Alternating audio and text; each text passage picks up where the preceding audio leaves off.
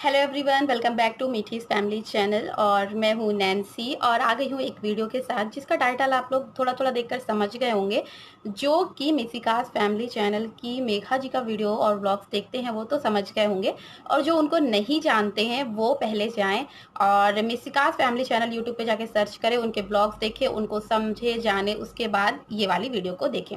तो मैं उनके लिए ये वीडियो इसलिए बनाई हूँ क्योंकि जब उन्होंने कल एक पोस्ट डाली, सॉरी एक वीडियो डाला, पहले एक ब्लॉग डाला, ठीक है, उसमें उन्होंने वो प्रेग्नेंट हैं, उनका 8 मंथ हो गया है, 9th मंथ रनिंग है। तो वो प्रेग्नेंट लेडी हैं और उनके साथ क्या हुआ है कि वो अभी इंदौर में रहती थी, फ्लैट में रहती थी और रेंट पे लेकर। तो वो मतलब वहाँ पे उनका ससुराल नहीं है इंदौर में। फिर वो अपने इंदौर से अपने ससुराल आई दमोह, जो कि मैं शहडोल में रहती हूँ, वो दमोह में रहती हैं। हम लोग रहते हैं करीब करीब में, पर अभी तक मुलाकात नहीं हुई है और शायद हो जाए।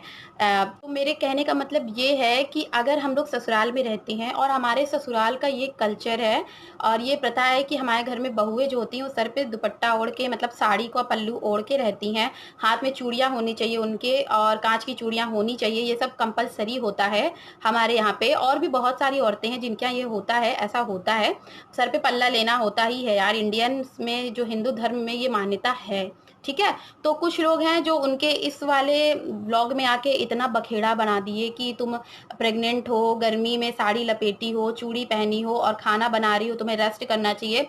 अगर उनकी शरीर हेल्दी है, उन्होंने ये सब बढ़िया से अच्छे से ना जो ब्लॉग बनाया, उसके बाद उनको निगेटिव जब कमेंट आया ना, तो उन्होंने फिर से वीडियो बनाया और अच्छे से 10-15 मिनट बहुत अच्छे से समझाया सबको। पर मैंने सोचा कि यार कि क्यों ना कभी ये मेरे साथ भी हो सकता है फ्यूचर में, क्योंकि मैं अभी तो जो ज्वाइंट फैमिली में हूँ और ससुराल में हूँ, ठीक है। और मैं यहाँ पर साड़ी सूट सब कुछ अलाउ, सब कुछ मैं पहनती इसलिए क्योंकि मेरी सासू माँ पहनती, मेरी दादी सास पहनती, सब लोग पहनते, इसलिए मैं भी पहनती हूँ। अगर ये लोग नहीं पहनते और मुझे मना करते तो मैं भी कभी नहीं पहनती ये सब चीजें, क्योंकि भाई ये हमारे घर का रिवाज है, ठीक है। और अगर मैं नानी सास के यहाँ जाऊंगी कभी, क्योंकि मेरी नानी सास के यहाँ ये सब कुछ नहीं, सूट वगैरह कुछ भी नहीं, पल्ला लेना होता है अच्छा खासा, साड़ी पहनना होता है। तो अगर मैं कभी अपनी नानी के यहाँ गई, नानी सास के घर, और मुझे ये सब सुनने को मिला तो मुझे अच्छा नहीं लगेगा। इसलिए मैं उन लोगों से विनती करती हूँ, निवेदन करती हूँ कि मेघा जी को इस तरीके से ना बोले। वो पर्सनली मेरी कुछ नहीं है, पर मैं उनको एज अ व्यूअर, मैं उनको हमेशा व्यू करती हूँ, उनका चैनल हमेशा देखती हूँ। जब मेरा मेरा खुद का चैनल नहीं था तब से मैं उनको देख रही हूँ। और मुझे, मेरे अंदर ये सब ईगो नहीं है कि मैं अब यूट्यूबर बन गई हूँ तो मैं उनके ब्लॉग ना देखूं, अपना कमेंट ना लिख के आऊँ। लोग कहते हैं कमेंट मत लिखो, इससे क्या होता है, अपना इमेज डाउन होता है। मुझे ऐसा कुछ नहीं लगता, कोई मेरा इमेज डाउन नहीं होता।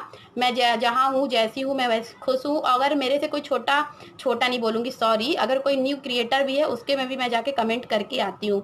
मुझे अच्छा लगता है, अगर मुझे किसी का ब्लॉग अच्छा लग रहा है, मुझे किसी की मेहनत दिखती है ना, तो मैं कमेंट करके आती हूँ।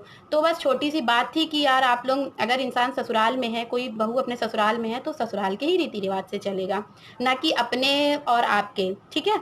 और उनको अगर कंफर्ट फील हो रहा है, वो अभी स्वस्थ हैं, उनको स्वस्थ महसूस हो रहा है कि वो स्वस्थ हैं, तो वो काम कर रही हैं, ठीक है।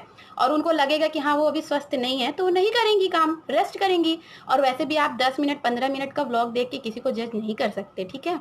वो आराम की होंगी, उसके बाद ही काम कर रही हैं। और बहुत अच्छी बात है कि अगर वो प्रेग्नेंट है, उनका हाथ पैर मूवमेंट होना चाहिए, मूवमेंट करते रहना चाहिए, वरना मेरे जैसा हाल हो जाएगा। मेरी ऑपरेशन से हुई है बेटी, और अगर उनकी शरीर हेल्दी है यार, वो दुबली पतली हैं, हल्की हैं, तो वो काम कर पा रही हैं। अगर हम बेड रेस्ट करने बैठ जाएंगे ना, तो हमारा एज बहुत ज़्यादा बढ़ जाएगा और ऑपरेशन के चांसेस आ जाते हैं, ठीक है, डिलीवरी टाइम। इसलिए बहुत अच्छी बात है मेघा, आप ऐसे ही रहो। और तो और वो मेहनत करती हैं, ब्लॉग्स बनाती हैं, वीडियोस बनाती हैं, आपके लिए इतना करती हैं। हम लोग को तो थोड़ा सा बुखार हो जाता है तो कैमरा क्या, खुद उठने की इच्छा नहीं होती है। और वो लेडी प्रेग्नेंट होने के बावजूद भी ब्लॉग बनाती, कैमरा उठाती हैं, खुद भी उठती हैं, सारा काम करती हैं। इंदौर में करती थी तो ठीक था, और ससुराल में आके कर रही हैं तो आप लोग बोल रहे हो कि रेस्ट नहीं कर रहे हो वगैरह वगैरह। तो मुझे छोटी सी बात कहनी थी और मैंने कह दी है।